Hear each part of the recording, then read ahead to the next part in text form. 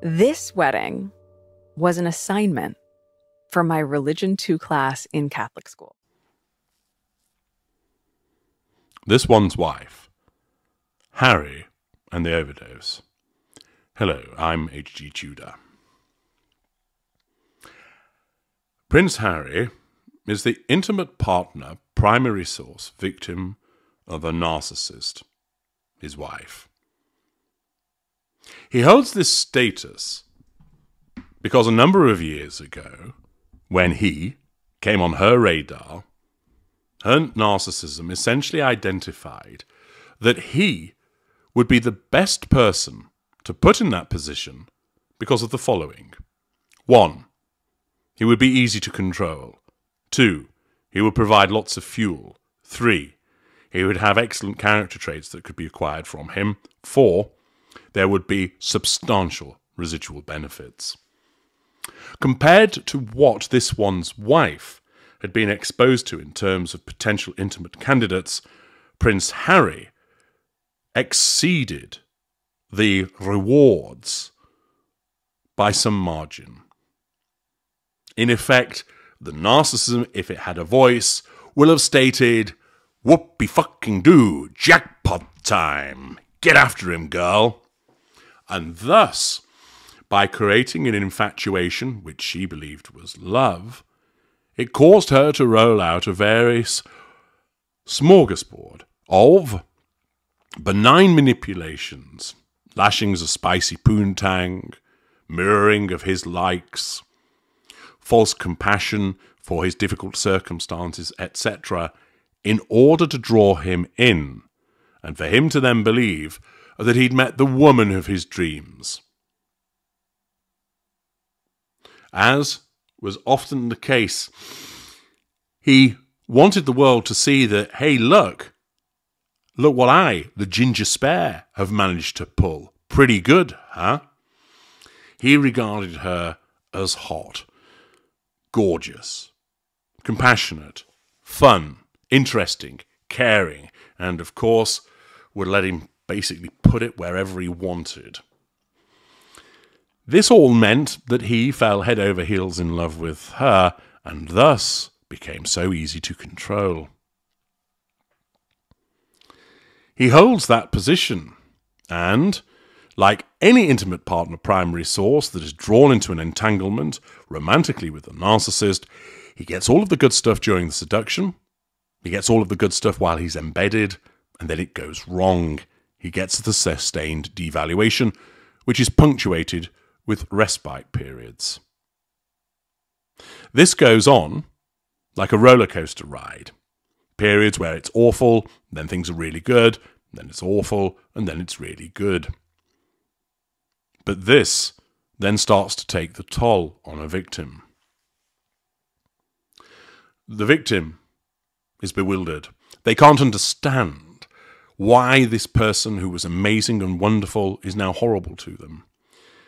They invariably get the wrong answers by believing that they, the victim, have done something wrong, or it's attributable to some third-party event.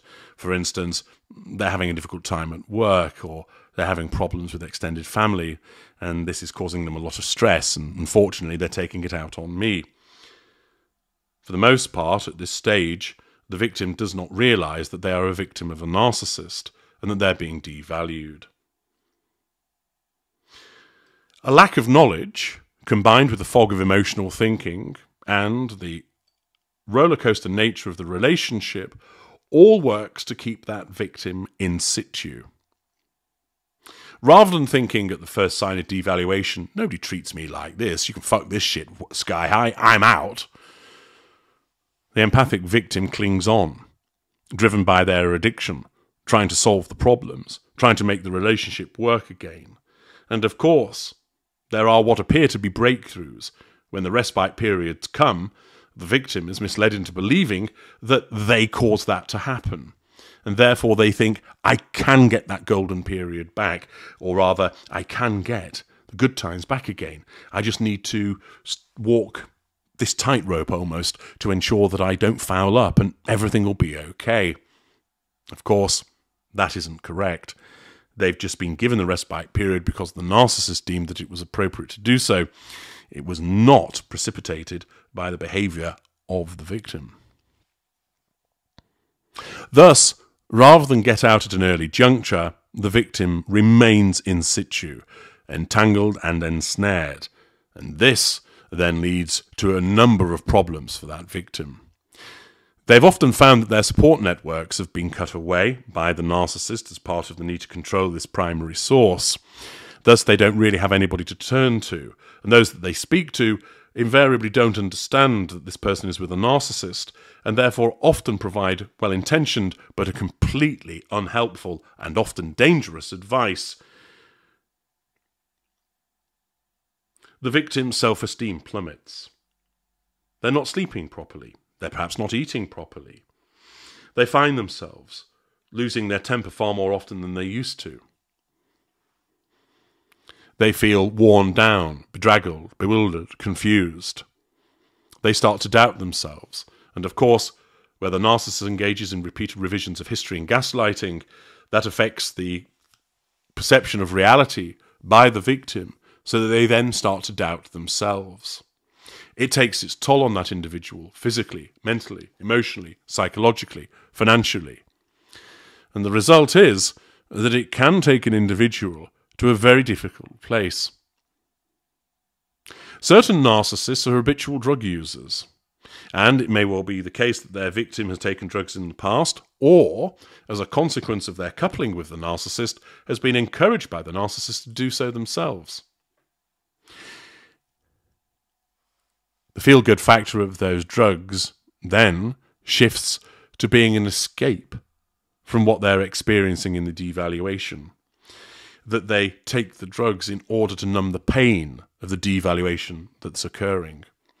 And in some circumstances, it could be the case that they end up accidentally overdosing on those drugs.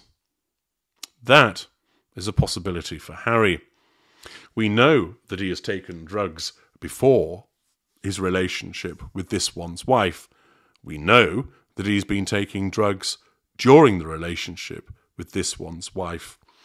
There are also allegations of Doria Ragland having involvement with drugs, something which Tom Bauer had made mention of, see parts passim. And therefore, it is conceivable that Harry has had recent access to drugs, and it therefore might be the case that he, in seeking refuge from the torment of the sustained devaluation, has taken more drugs and has overdosed in relation to that. The other alternative, of course, for a victim who finds themselves in the sustained devaluation is that they've simply had enough and they wish to commit suicide, and they take an overdose as a means of achieving that. Accordingly, a drug overdose, whilst not common, is not beyond the realms of possibility for the victim who is the intimate partner primary source of a narcissist. They either overdose as a consequence of using drugs as a means of escape from the horror of the devaluation period, or there's a conscious and planned overdose as a means of committing suicide. Accordingly, this is something that could happen with a victim of a narcissist who is an intimate partner primary source and finds himself in that sustained devaluation, having had years of it, as Harry has had. Now, why make mention of this? Well, this is because it's been rumoured that Harry is currently in hospital as a consequence of an overdose. There's no actual information other than something that's been put about by a couple of YouTubers stating that this is the case. Had he had such an overdose, it's likely that all those involved would be sworn to secrecy, other than if it had actually been leaked. And in the circumstances, one would think that if it actually had happened, it would have come to the attention of the world press because of it being such a noteworthy event.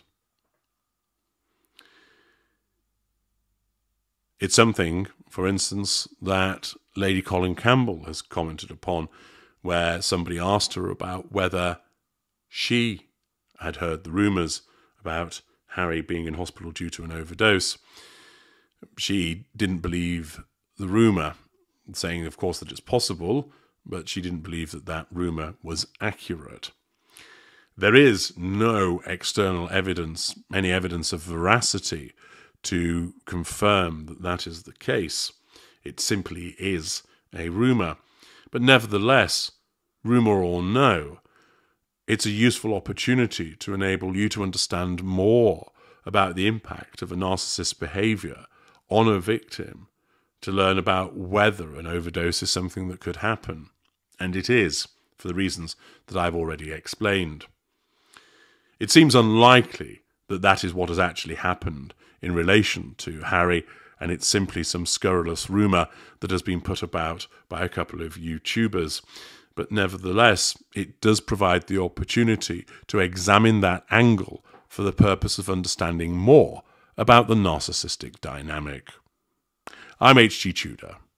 Thank you for listening.